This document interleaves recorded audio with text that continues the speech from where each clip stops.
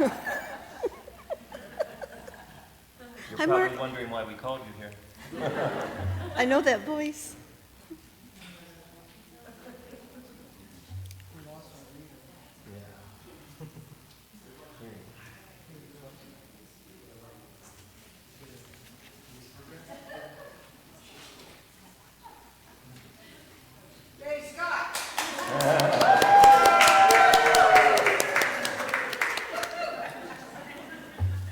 Everyone ready? Okay. Hi, welcome to Emerging Visionaries. My name is Nancy Roybal, and I serve as president of the board of the Marin Interfaith Council.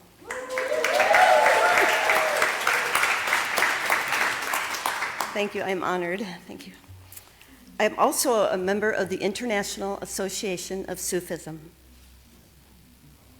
Whoever you are, wherever you are from, whatever you believe, whomever you love, welcome.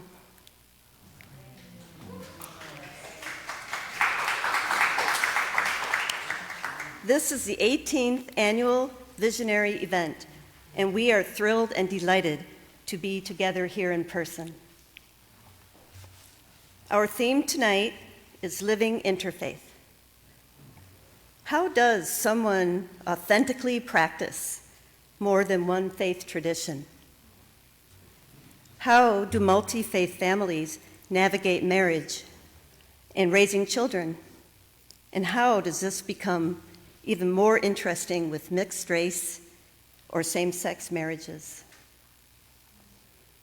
What are the gifts and challenges of living interfaith? And how then does that shape how you engage the world in all its complexities, injustices, and possibilities?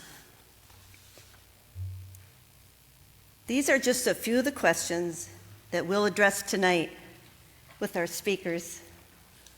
And who knows, we might even arrive at a few tentative answers. While our speakers tonight will offer their own perspectives, the truth is we are all emerging visionaries.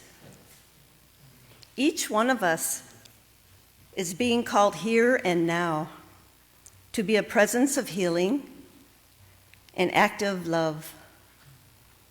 That is the spirit in which we gather. And as we gather, as we always do at MIC events, we begin with spiritual grounding. I'd like to offer a poem tonight as we enter this sacred space together.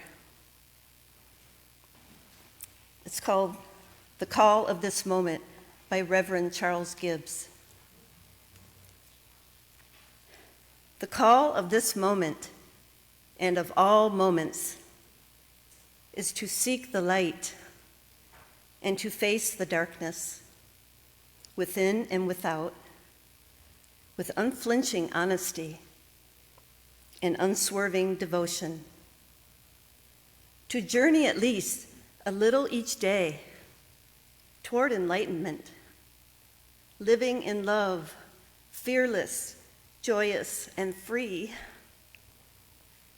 in service to this glorious and wounded world. And now, I'd like to introduce the wonderful Executive Director, Reverend Scott Quinn.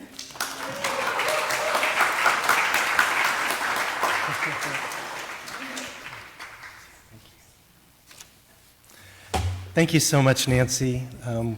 We're so blessed by you on our board as our board president and just your loving presence always. So welcome everyone as we gather in this sacred place here at Westminster Presbyterian Church on the sacred ancestral land of the coastal Miwok people. This is the 41st year of the Marin Interfaith Council and our mission to celebrate faith, advocate justice, and build community. We celebrate faith through events like our annual prayer breakfast, monthly meditations with various faith traditions, also a monthly meditation offered by Annie Jorgensen from the Brahma Kumaris, A Release into Peace. and our program, Getting to Know Your Neighbor's Faith, Ask Me Anything, in which a faith leader provides an overview of their faith tradition and receives questions from those gathered in person and online. We build community through gatherings like this tonight, through those we offer just for religious leaders, like one we had last week, in which Marin's faith leaders were hosted by the pastors of Marin City to learn about the issues in Marin City and create a framework to address those issues together. That was also an example of our mission to advocate justice, which includes our climate change initiatives, our partnership with the Marin Organizing Committee to address policies and funding for youth mental health, affordable housing, homelessness, and a living wage for caregivers, and our network of accompaniment congregations supporting immigrant families and asylum seekers. These are just a few examples of MIC living its mission to celebrate faith, advocate justice, build community, and by joining us here tonight with open hearts and minds, you are living that mission. You are MIC embodied. Thank you for coming tonight. So another example, touching on all three aspects of our mission, has been MIC's role in creating public service announcements to address hate aimed at the Asian American, Jewish, and Muslim communities.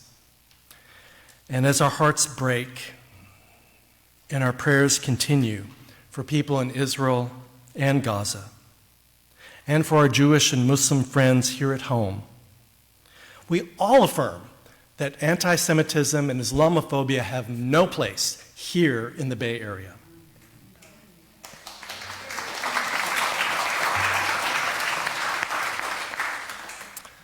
So in partnership with our other Bay Area interfaith organizations and with the financial support of the United Religions Initiative, we produced 3 public service announcements with the theme, We All Belong, and they released them at a press conference attended by our Bay Area district attorneys and the U.S. District Attorney in a show of solidarity and a commitment to oppose hate in all its forms and be together as people of faith and as public servants to protect the most vulnerable among us. Our host for that press conference was the Interfaith Center at the Presidio, which is the convener of the Bay Area Interfaith Councils and organizations, and we're so glad to have with us tonight the Executive Director, Father Jerry Caprio. So thank you for being with us tonight, Father Jerry. Let's take a look at the videos.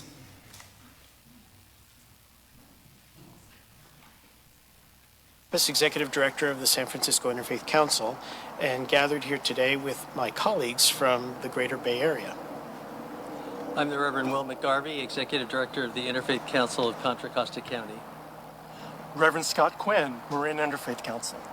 Reverend Jerry Caprio, Interfaith Center at the Presidio. At a time when rhetoric in the public square is so vitriolic, and there are those who are, for political purposes, stoking the embers of hate, the faith community has a moral responsibility to speak out. And today we have joined forces in order to promote peace and love and justice. And that's what you're going to hear today. The heart of all our faith traditions is from our universal values to encourage solidarity, to find our human connection with each other, to celebrate that. So today, as we have gathered together, we find and uphold and highlight and celebrate the diversity of all our various communities, particularly those who are threatened in the Bay Area. As interfaith leaders, we are often the ones that hear about the hate crimes, even when they're not reported to the police. So we know how many hate crimes exist here in our progressive and diverse Bay Area. And we call upon all people of faith and good conscience to work together for the greater good of all. Our critical message really is that we all belong, regardless of who we are, where we are, whatever our religious and traditions are, regardless of where we came from, regardless of where we want to go. We all belong. We all belong. We all belong. We all belong. We all belong.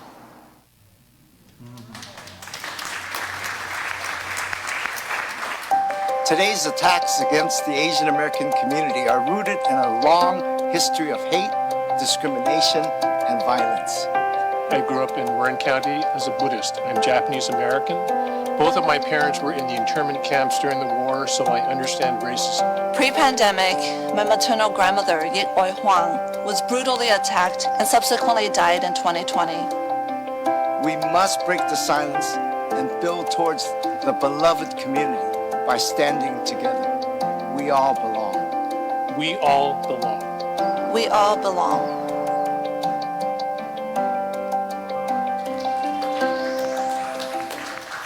The Bay Area is home to one of the most vibrant and diverse Jewish communities in the world. Some of us are Mizrahi Jews with ancestors from the Middle East. Some of us have interfaith families. Some of us are immigrants. Some of us are LGBTQ. I'm a father, a husband. I'm a Jewish American. In Hebrew, we say Hineni, which translates to here I am. We all belong. We all belong. We all belong. We all belong. Join our interfaith community as we work towards a Bay Area where Jewish identity is seen, heard, embraced, and understood. We all belong.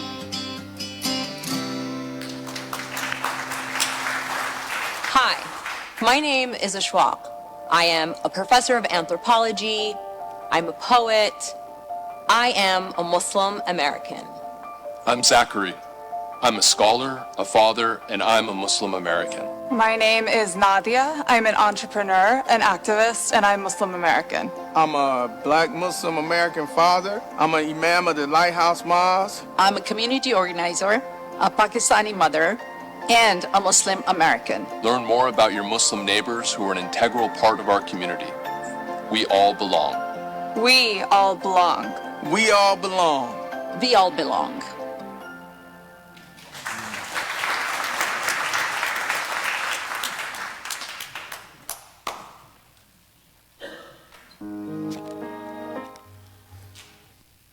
Always a little extra music.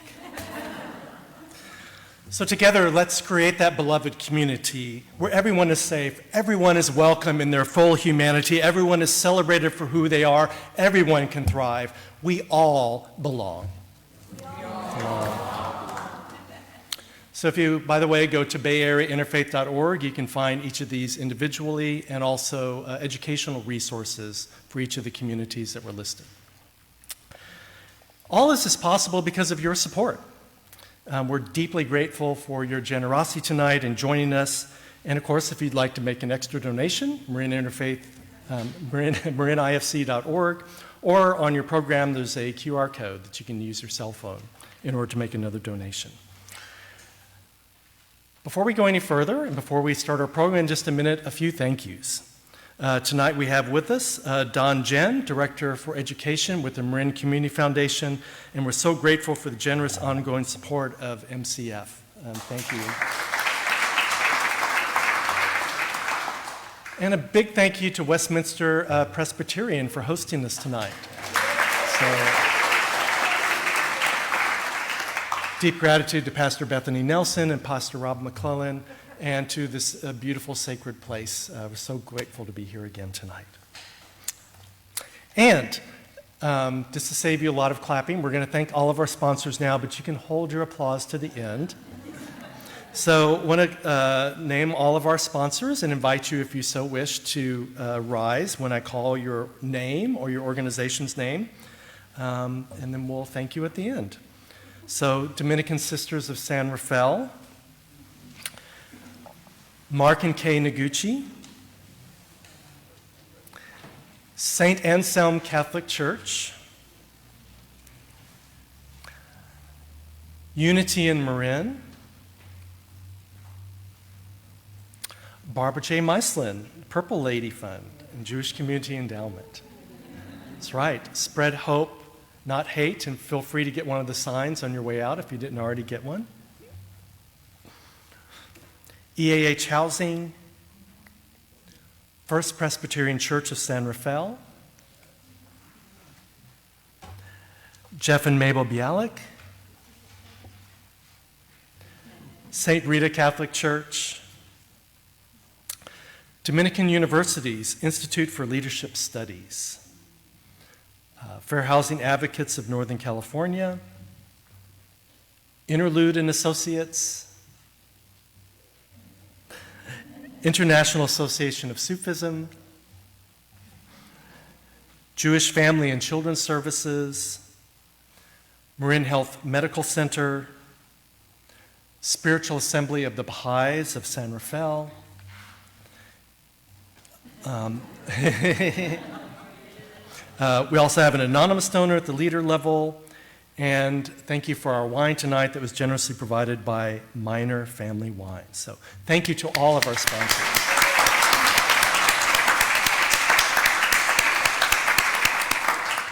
And I'd also like to acknowledge all of our MIC board members, so if you could stand. And I know we have several previous members of the board, if you could stand as well.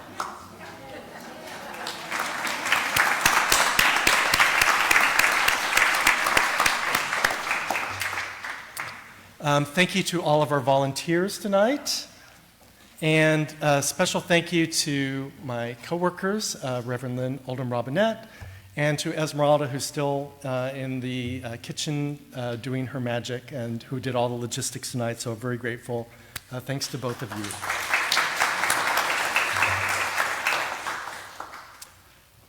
Okay, so now it's time for our speakers.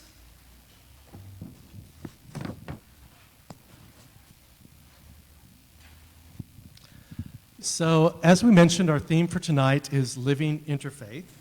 And rather than me introduce our speakers, what we thought we'd do is have each of our speakers introduce themselves. And as they do, also talk just a little bit about what living interfaith means to them. And as you listen, as you receive what they're sharing, I really invite you to relax, to listen, be inspired, be challenged, and reflect on your own journey of spirituality, your own journey of faith, your own journey of interfaith, and putting your spirituality into action in new and deeper ways. So I'll let our speakers introduce themselves as part of our opening, and we'll have time at the end for you to talk to a neighbor about what challenged you, what inspired you. There's some little prompts on your program to help you with some conversation, so we'll save some time at the end for that.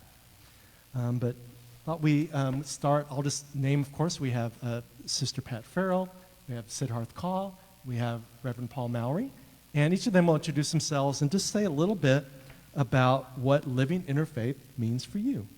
So, Sister Pat, would you want to start us off? Well, when we were sitting here, Sid and I were talking about if you ask us tonight what that means, and you ask us tomorrow what that means, they might be two different answers. And I would say that for me, my experience of living interfaith has been a journey. The journey today is that I am a Roman Catholic sister, a Dominican sister. I celebrated 25 years of Jubilee a couple of years ago, and it's been a wonderful, wonderful life that I wouldn't trade anything for. And I'm grateful for my sisters sitting here in the front row. And living interfaith has been an interesting journey. You know, I was a cradle Catholic I have been on a meandering journey toward God my entire life. And I think when I became a Dominican sister a little over 25 years ago, I might have thought that I finally arrived at something and then one discovers that the journey just keeps on unfolding and opening and opening and opening. So what is living interfaith? It's being open to what opens, I think. And so I'm grateful. When I think of these 25 years as a Dominican sister, I'm grateful for a community that fosters honesty, openness, and courage to seek that which is true for you without fear of any kind of repercussion or that there's a wrong. I never heard that there was a wrong way. You know, I never heard that, that might have been some backstory that I had when I was a kid, but it's truly been a blessing to have the sisters in my life, their encouragement, and that's what living interfaith for me is that working at a place for a while like Santa Sabina Center, our retreat center, where we have so many people of different faiths come and do their retreats there. It is being open to the many people that cross through our lives, and so I think I'll start with that. So I don't know if you wanted me to say anything more about that journey of interfaith, but if there's anything you wanted to add about your Buddhist practice. Oh, thank you. Oh, that part. Oh, that. Part two. Part two. Well, and I think this is partly too. I think it's an influence of Santa Sabina that I didn't even know was an influence of Santa Sabina at the time. In part of my search, as I was meeting with a spiritual director who we decided that it was time for me to move on to someone else, she introduced me to someone who used to go to Santa Sabina study to do retreats, Sylvia Borstein. And so, and we have remained friends over the years, but I used to meet with her, and she was a real blessing to me because I was already launching into reading and studying Buddhism, and it really attracted me because of its practicality in spirituality. It really gave some legs in how to live out one's spiritual life that I found Christianity has got such wonderful ideals. And I felt for me that Buddhism brought some practicality to it. So and Sylvia is this wonderful woman who practices both her Jewish faith and her Buddhist practice. And so I learned about blending from Sylvia. And that was a different kind of Buddhist practice when when would it have been? 2014, I went to Chicago. I was the executive director of a national organization, the Dominican Sisters Conference. And while I was there, I started to just kind of check out some different places, and I went to a Zen community. And that just kind of opened things up for me in a different way, and I really grew to appreciate and become more grounded in my meditation practice through Zen, and studied that while I was in the Chicago area for 6 years, and I became part of a Sangha, a group of women who are actually in Wisconsin, and I'm still part of that Sangha. I participate online. I teach online a couple of times a month, and every morning at 5:30, it's 7:30 their time, every morning, Monday through Friday, I am online for meditation with women who are part of the Sangha. And it underpins my life, and it's wonderful. I would be sitting in meditation every morning anyway, but to have this group of women that are part of my life online has been wonderful. So somehow it all fits together. Sure. Sid. Thank you. That was a lot.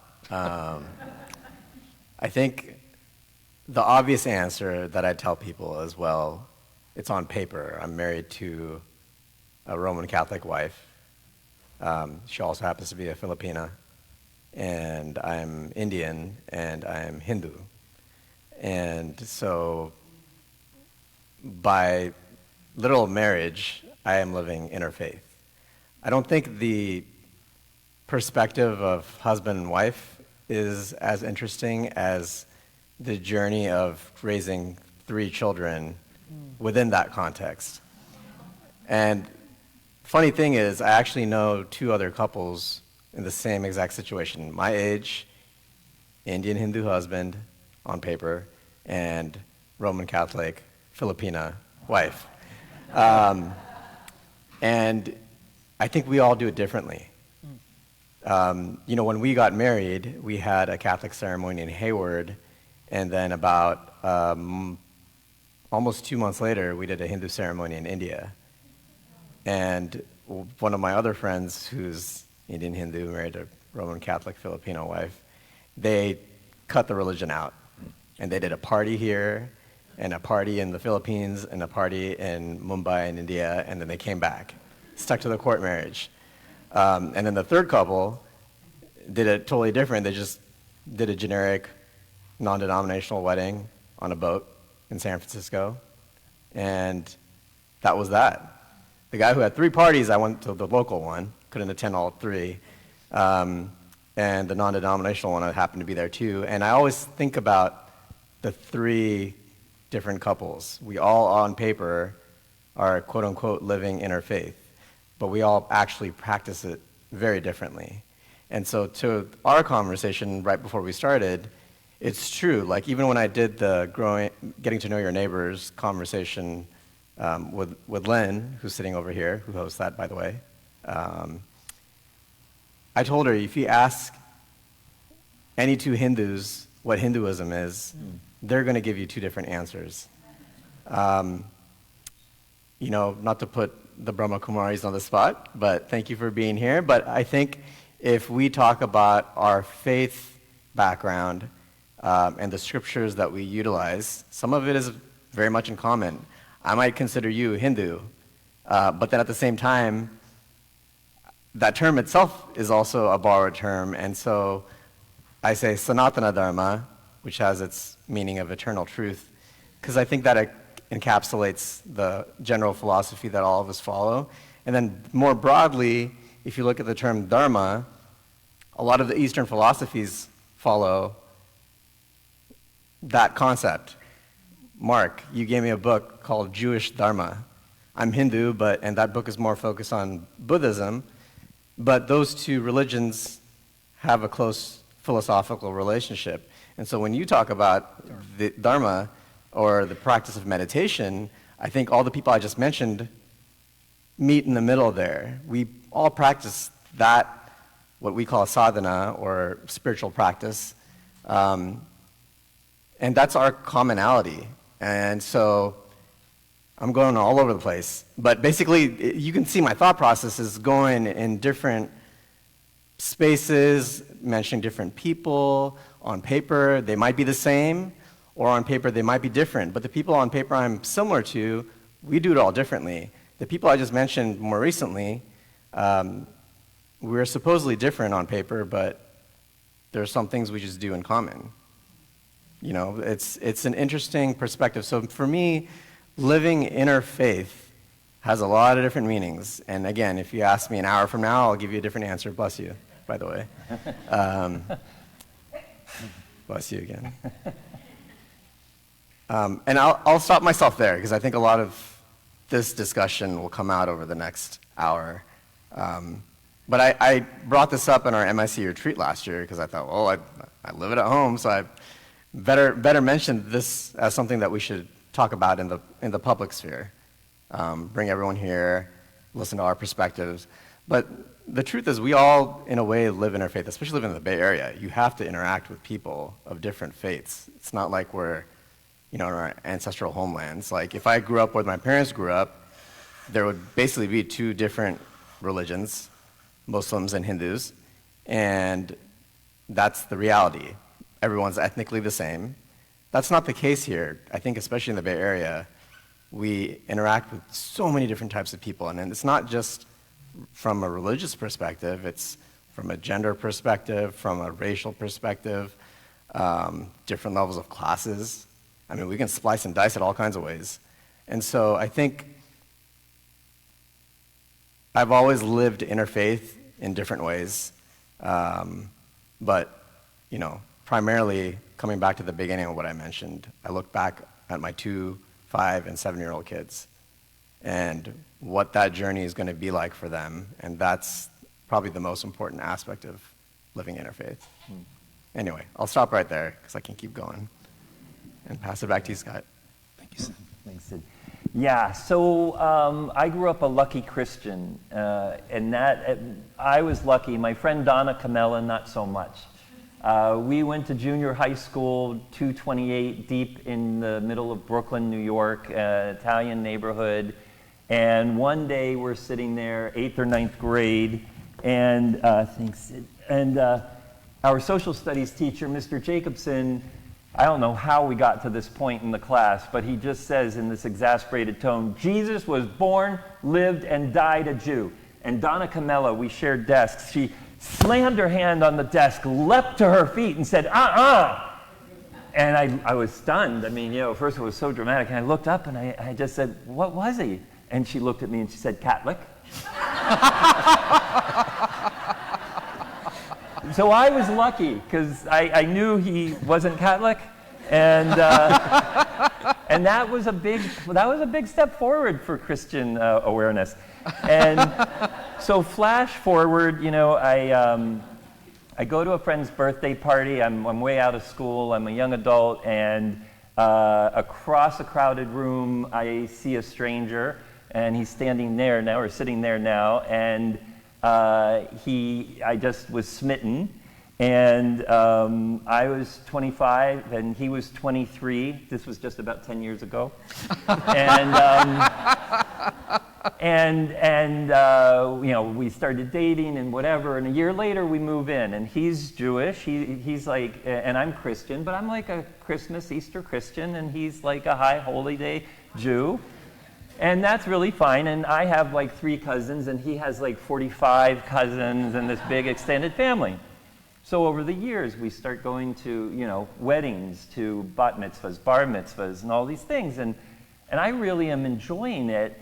And I'm sitting there listening to the rabbi, give the teaching, and he says something, and I'm like, that's Jewish? That's my favorite part of Christianity, And so it was really through attending these special services that I started just realizing, making all these connections. See, I knew Jesus was Jewish, but I didn't know what that meant.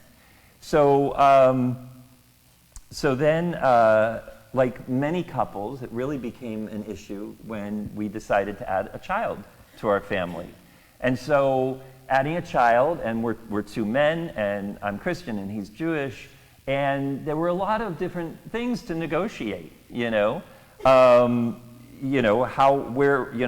were the grandparents' nicknames going to be? That was with the grandparents, whose name was going to go first or second in the hyphenated version. Who was going to be daddy and who was going to be papa, and Joey's daddy and I'm papa, and how are we going to raise our child? And as I thought about it, it was a deep, wandering, searching journey for me, but ultimately I felt that Judaism I just loved so much. Jewish people, the Jewish community I had married into and got to know, I loved so much. And I figured, if it's good enough for Jesus, it's got to be. And I also felt that Jewish continuity was just too important. I couldn't be another Christian marrying into a Jewish family and creating, more Christians from that. So we decided that we would raise Ellie Jewish. She had a baby naming ceremony. We belonged to a synagogue that we went to on Friday nights in Brooklyn, and a Presbyterian church we went to on Sunday mornings. And really, it was living interfaith took shape through having a child. And I think one of the interesting things is that it's really, this is my theme music. She didn't, she had no boundaries. She didn't say, like, this is Jewish, this is Christian. So she's 2 or 3 years old, and we run into friends. We're always running into people in the neighborhood because we belong to 2 of the major, religious organizations in the neighborhood. So I was always unsure, like, are these people from the synagogue or are these people from the church, and Joey kept better track. But Ellie, after a little chat, it didn't matter where they were from, they were walking away, and she says, "Don't forget to make your Easter latkes."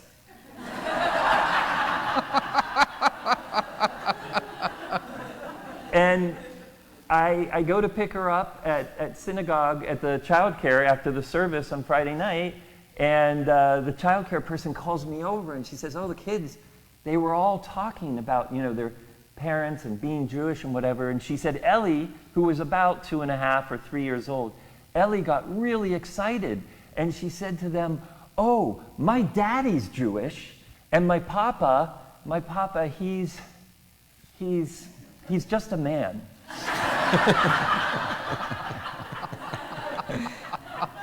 Look for my memoir called Just a Man. But I realized, for us, Joey and I, interfaith means we've got this set of conditioning, beliefs, traditions, whatever. He has his, I have mine. How do we commingle them? What do we borrow? What do we celebrate? For her, she doesn't have those calcified boundaries. It's all just in her life, And so she's got Easter latkes and, I'm just a man. And she really made a world out of all of that. And so I think of it as we live an interfaith life. She has an interfaith life. And it's a blending of her own creation and so, but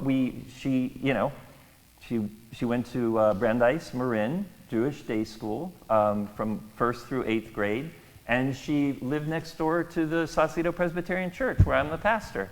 And she would go there on services too, not all the time, but I think I would love to do this again in 10 years, because I'm really interested once she goes out and just creates the life that she feels is inherent to her own, true to her own self.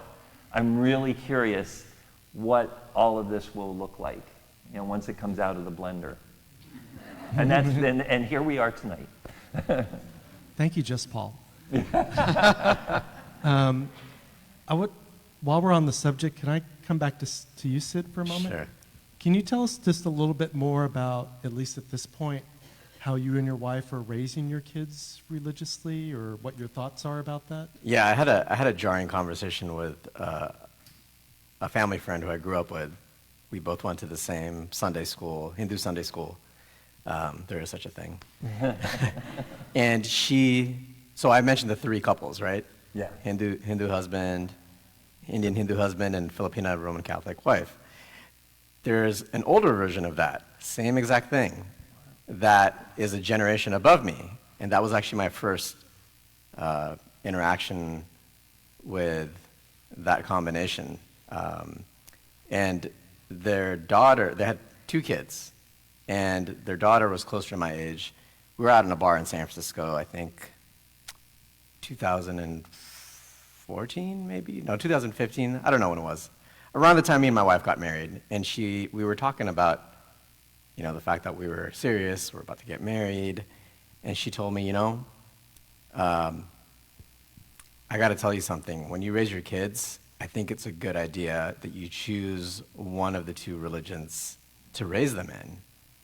And up to that point, I had thought about this, but that was never a consideration. But here's someone who's my age, who's been through that journey, and that was her conclusion. And I thought about it quite a bit, and I still think about it to this day. But I essentially took that advice and kind of just threw it in the garbage bin. Not that she's wrong, it's just that I have too much experience of having borrowed different traditions from different faiths, seeing different perspectives, to then decide, you know what, we're going to ignore this whole aspect of my family or my wife's family and their traditions and their lineage and just cut it off. And I understand the practicality of that, but I think that reinforced this idea that, you know what, we're just going to do everything. There isn't going to be a decision about who's going to get what, is it going to be this or that? They're just getting it all.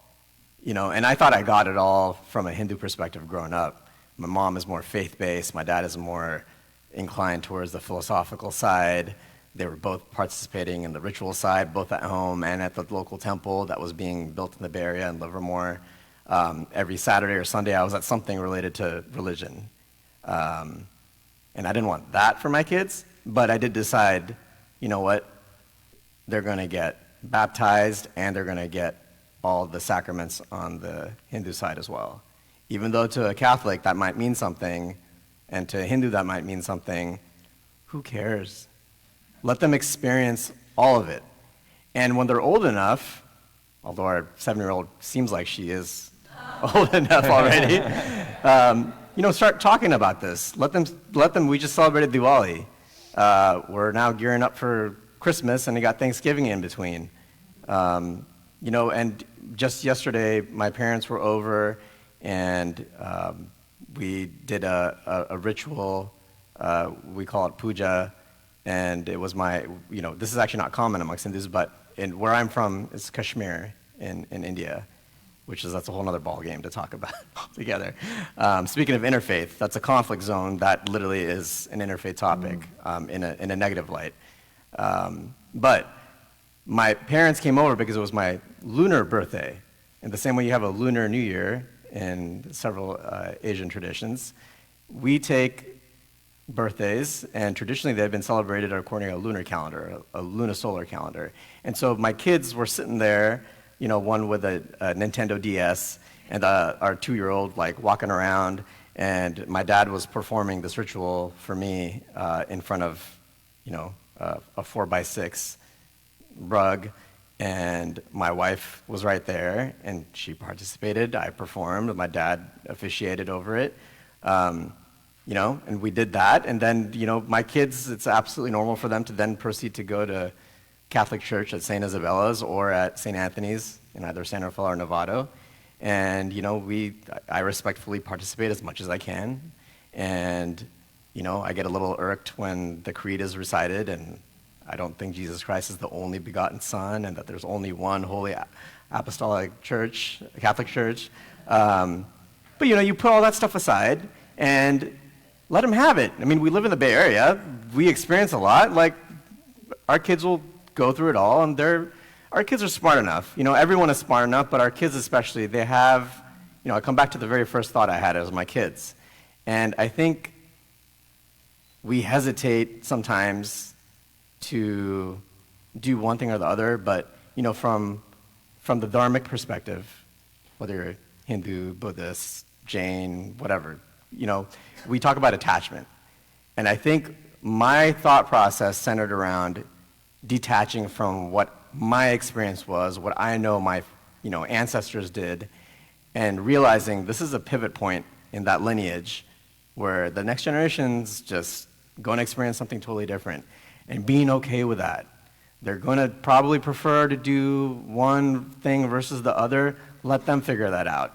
Show them everything and let them figure it out. And they'll have questions, they'll be confused. They're going to inevitably meet someone who is ardently following a particular faith that asks them hard questions. But our perspective is, let them have it all. Let them experience it all. And as the journey continues, we'll figure it out. And I think individually, we were talking about, we're figuring it out ourselves at an individual level. And so that's really it. There's no this or that. It's just go for it. Live life. Can I add a little thing on here, but just about parenting and parenting here, in the Bay Area, and the Reverend Barb Rowe, wherever she and I were talking about this earlier. What I hear a lot in parents around me here is we're not going to put any of that in front of our kids. When they become adults, they can choose what they want. And the way I always kind of come back, the way I see that is, it's kind of like saying, I want my kid to be, really athletic and have a good active life, but they're going to sit on the couch until they're 18, and then they can decide how they want to use their body. Because for me, spirituality is tapping into some kind of muscle that, you can't quite locate, but it's there. And whether it's, Hindu, Catholic, Protestant, whatever it is, you're building that muscle then. If it's everything, you're building that muscle. And then, like you say, you can really look at that and figure out what feeds you, what connects to you. I'm concerned about, the idea that you can just suddenly present to somebody, the world's religions, and even more so just that get rid of all these religions. They're all identities, right? They're all identities around something divine that really is kind of beyond, exact description. But it's there, it's there. I mean, I think a lot of people feel it in the wooded areas, the ocean around here, but it's there. And I just think that, our kids are being inundated with materialism and consumerism, and the way their time is tied up on screens and stuff, they just don't have any places just to breathe that air, to flex that muscle, to walk that path where you might be just having some sort of moment, because we don't have time for moments. But yeah. Thank you, Paul. So one of the things that we talked about when we met before, I combined two things into one, was in this journey of living interfaith and Sid picking up on, opening up to everything, are there things that you've had to sacrifice along the way, things that have been lost, or even, if you want to take a different tack, challenges along the way? So it's interesting. Colleen and I got here early this evening and went for a walk out here with a beautiful sunset, and that question came up as I was looking at the sheet that you had supplied us of the things we had talked about. And one of the things that I shared with Colleen at that point about loss, well, for one thing, everything there's always give and takes in our lives. When we open one door, the other door shuts, and so we can't make one choice without unchoosing something else very often. And there's going to be some sense of loss, as well as some sense of joy in what it is that we're choosing.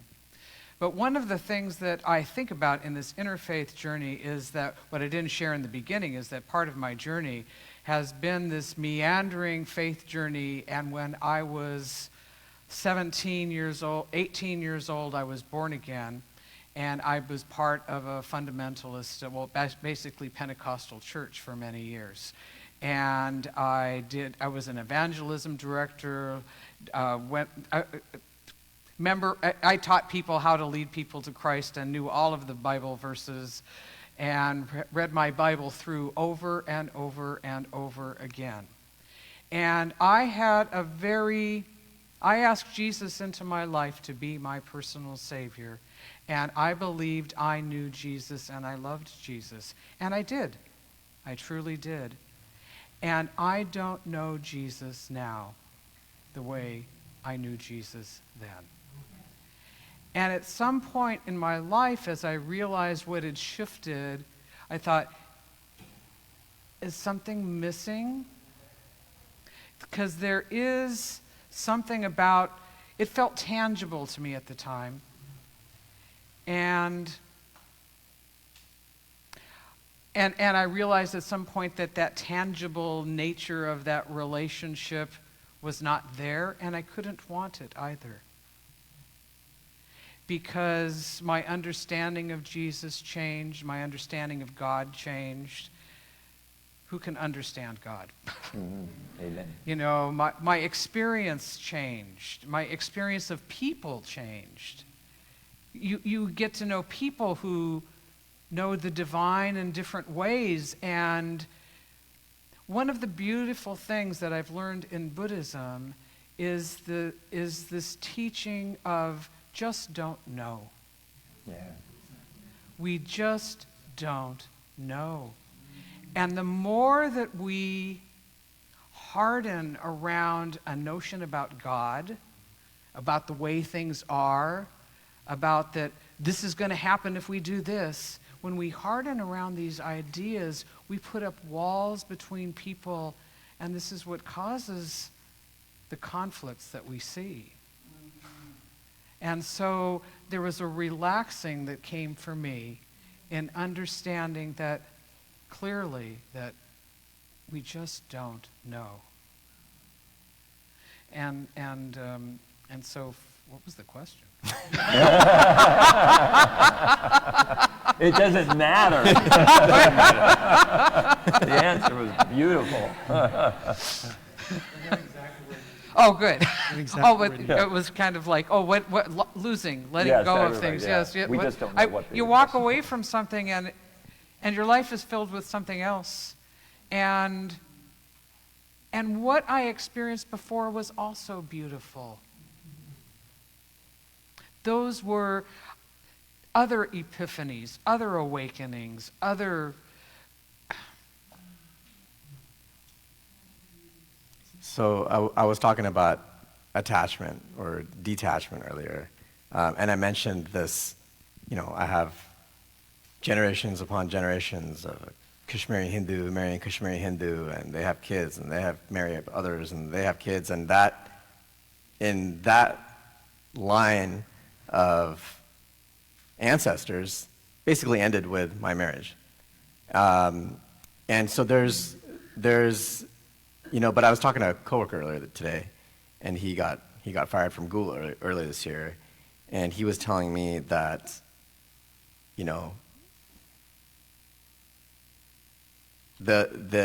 he was talking about his time in Google. He was there for like 20 years, and how that was what he knew, and he was so attached to it, and the sense of loss that he got once he lost his job was so profound, and that's how he began the year. Yet he just joined this company that I also just joined, and he's now experiencing for the first 2 months after 20 years of something else, and now he has perspective and experience, and now he gets to, he's at the beginning of a new journey, and he was just describing the two in the context of each other, and he went through this period of feeling lost and not knowing what he's going to do, and I just feel like, to your point, it's such a beautiful way that you put it. I think there's so many things that we can look at and we attach to, our family, our kids, my 49ers jersey that I'll never give up. That you are so stuck on things that sometimes I think the best perspective is to not only realize you don't know it all, but also sometimes you should just forget about what you do think you know and accept what's in front of you for what it is.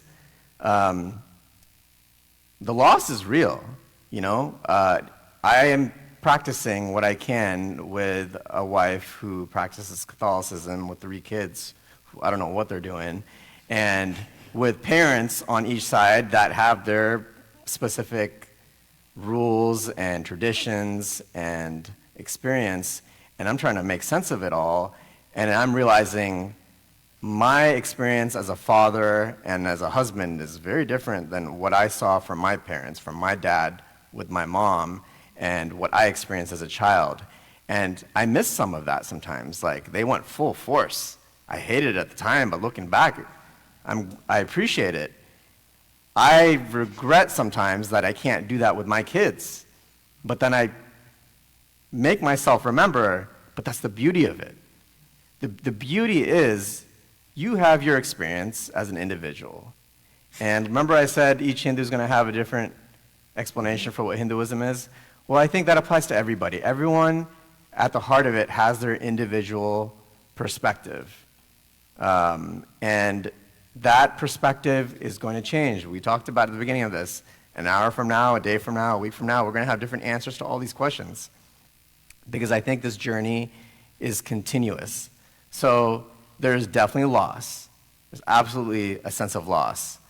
But I think the more we step back away from not some of the material things, some of the things that are attached to our identity, and if we try to look at things more holistically, I think everyone would be a lot better for it. You were mentioning we don't need religions. Well, it's easy for us to say that in Marin County in California. If I were in Israel or Gaza right now, I'd probably have a very different perspective. If I'm from the area where my ancestors are from, where my parents immigrated from, I would have a different perspective as well. But I think, we need to just step back sometimes and just take it for what it is. The loss will be there. I think that's part of the journey, and then move forward. Move towards a higher ideal. That's what I always tell youth and kids. Focus on a higher ideal and just strive forward. And I think that's really what this is all about. all of our paths kind of move in that direction.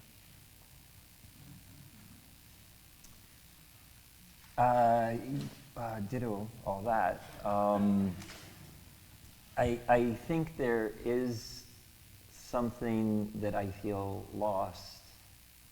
I wasn't born again or saved or had that experience, but I did feel really, really close to Jesus and really known by Jesus and loved and forgiven and my, I think my deepest moments, in growing up and maybe even still some of my deepest moments, that presence is there. It doesn't mean that it's in a church or with another Christian, but that it's the undefined, it's the unexplainable, divine. I understand it through Jesus. I think you can understand it through many different ways, including no organized way. But as my father was a minister, he baptized me.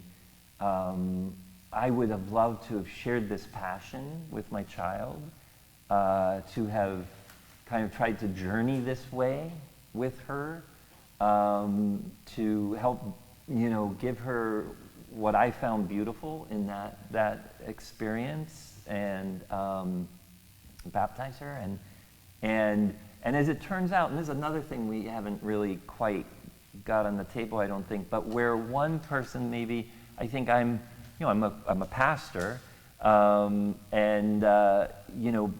but I think in our house, I'm the most spiritual person, I think. And so I don't say to my daughter, you have to come to church at all. But I'm the one saying to my partner and my child, why don't we go to synagogue tonight? Let's say the hamotzi before we eat, And I love Judaism. It's so beautiful. And I understand Jesus so much better from understanding Judaism. And I feel that way. I feel Jewish in that way, though, not like in my particular experience. But there is some deep thing that feels very beautiful and spiritual in me that I miss not having, experienced that, especially with a child who's coming into the world and showing you always showing you the world, right? If you are around very young ones on a daily basis or very regularly, they just show you the world in such a new way. So that does feel like, like a loss. But it's my daughter's 17 and just applying to colleges, and I know she's going to go and create a whole life, and there'll be a lot of things that are probably lost after this, because they just haven't found a place in the life that she makes for herself. Yeah. Thank you. We're a little short on time, so I'm ask maybe do 2 more questions, but a brief response to each. Would that be okay? This brief, what do you mean? You ask 2 people to be brief. Any of the 3 of us. Right. So, each of you coming from a particular faith tradition, you've shared a little bit about the balancing and also a little bit of what you've sometimes had to leave behind. What's one way in which living interfaith has evolved you spiritually or enriched you spiritually, personally? I know, Paul, you spoke a little about Jesus coming more alive. But if each of you could just name briefly like maybe one additional way, but one way in which this interfaith journey has enriched you or evolved you spiritually or personally. Brief. You've got to be a minute.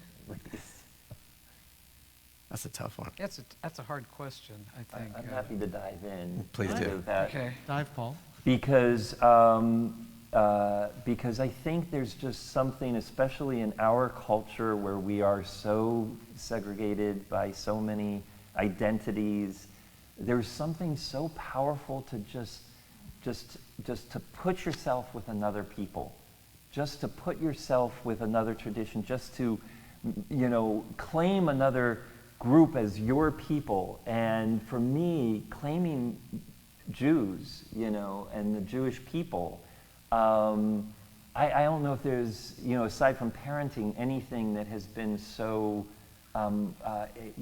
just bringing my life alive. And it's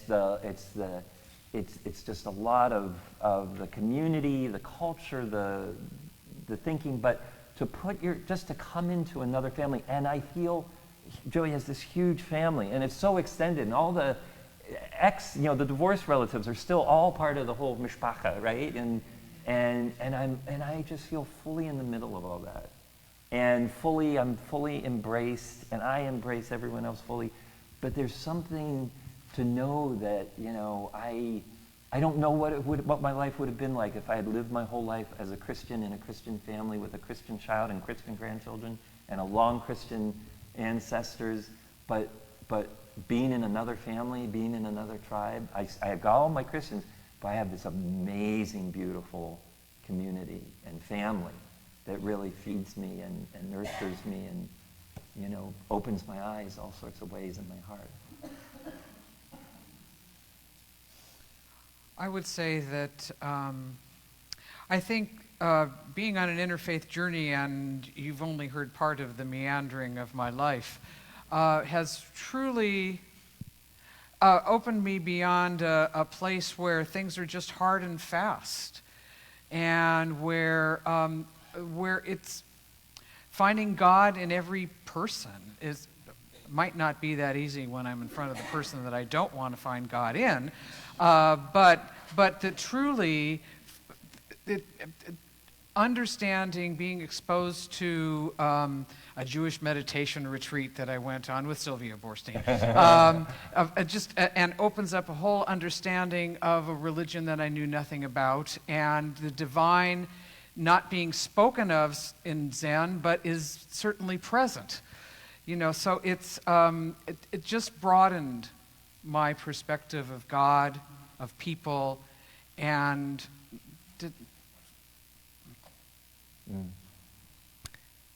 I'll try to be brief. I think, I was born of parents from Kashmir. Hindus in Kashmir are a minority, and the central conflict, although you might hear very different versions of it, and there are different versions, but at the crux of it is a religious conflict, and people don't like talking about that. And that was my first introduction to an aspect of interfaith. And I don't know if it was conscious and subconscious or one or the other, but I think that conflict drove me to understand, why is this a conflict? How does this work elsewhere? We're seeing it today in the Middle East. So it comes up, especially in specific areas where this is a major issue.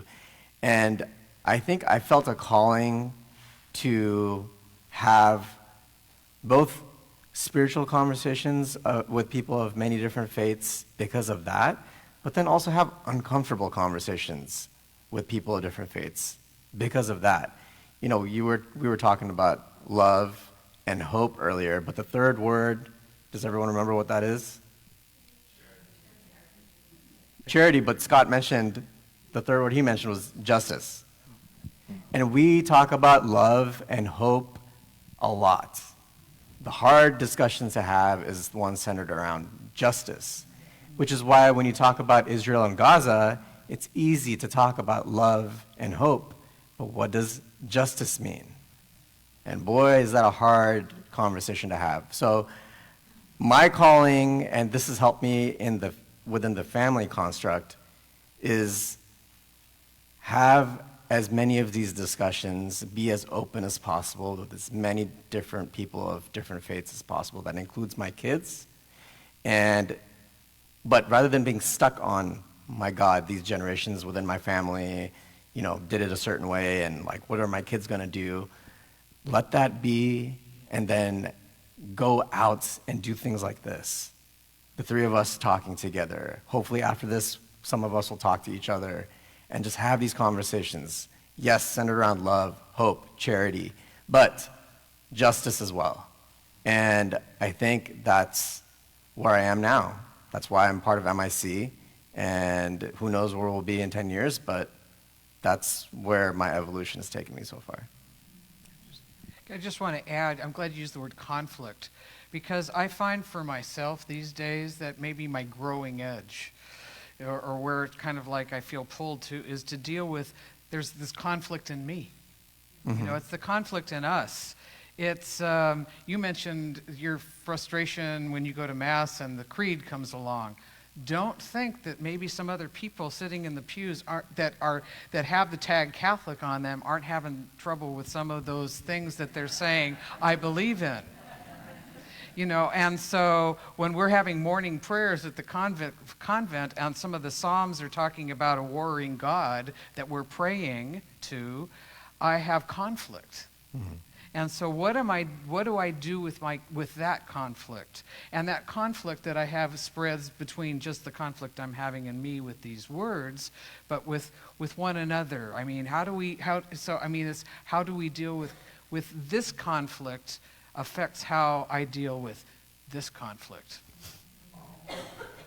Paul, you I just want to say one quick little thing, because that just made me think, you know, the creeds, you know, and I've come to think more and more that, you know, organized religion, we're trying, you know, is just this desperate sense to validate our own experience. So it's like, please, you agree, you know, we agree we've had some sort of divine experience or believe in some sort of divine thing.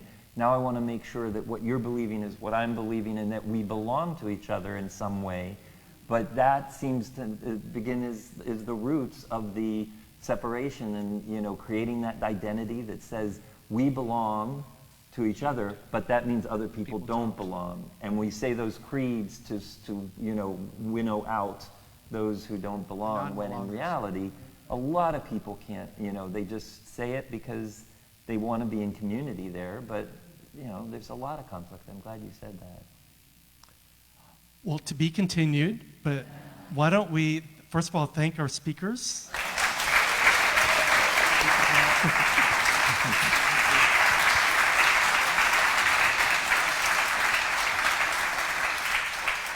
So let's spend just a few minutes before we close, and then I'll come back and close. Let's spend a few minutes talking to a neighbor about what came up for you. There are little prompts on your program if that's helpful. What inspired you? What challenged you? What did you notice shift within you? What's one action you might take? So just for a few minutes, turn to a neighbor and just talk about what's up for you.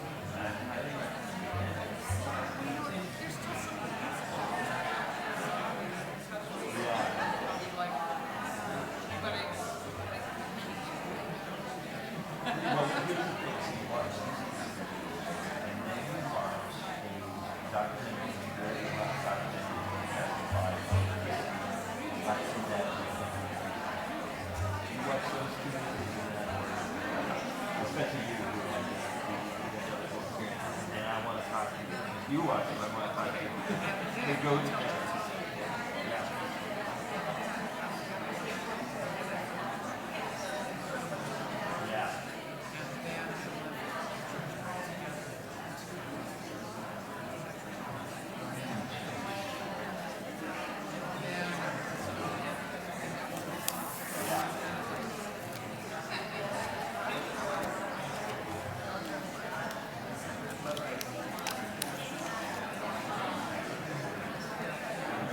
All right.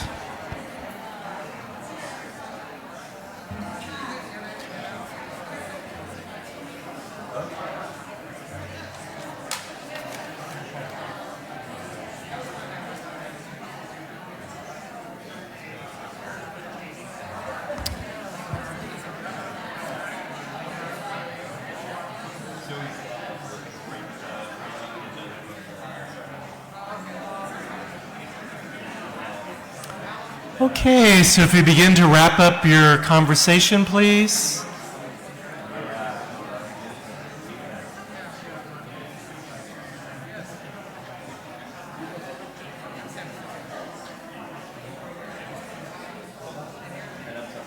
So hopefully you had a good conversation with your neighbor or neighbors. And speaking of neighbors, we hope that you'll join us tomorrow night, either in person at First Presbyterian Church of San Rafael or via Zoom for Get to Know Your Neighbor's Faith. Tomorrow night we'll have Rabbi Paul Steinberg from Congregation Kol Shafar. So join us at 6 o'clock at First Presbyterian San Rafael or online. And December 20th, we'll have Moina Shaikh, who throughout the Bay Area does Meet a Muslim. So she'll be our speaker for that same event. It's always the third Wednesday, always at 6 o'clock, same location. So please join us for those, as well as all the other MIC events coming up. And one special thank you, now that she's in the room, a special thank you to Jillian Robinson for providing all our flowers tonight, doing such a wonderful job. And thank you, everyone, for your support, for living interfaith tonight, and for putting your light into the world to make it more filled with love, with hope, and justice. May your sense of the holy, however you experience the holy, heal and inspire you. May your heart's true desire burn away all fear and free you to be your fullest self in the world. May your great talent and the world's great need meet at the intersection of meaning and purpose. May companions and opportunities rise to meet you each day with gifts of resilience and peace. And may your spirit and your action in the world converge until the line blurs between where you end and God begins. Amen. Blessed be. May it be so. Thank you, everybody, for coming tonight. And thank you again.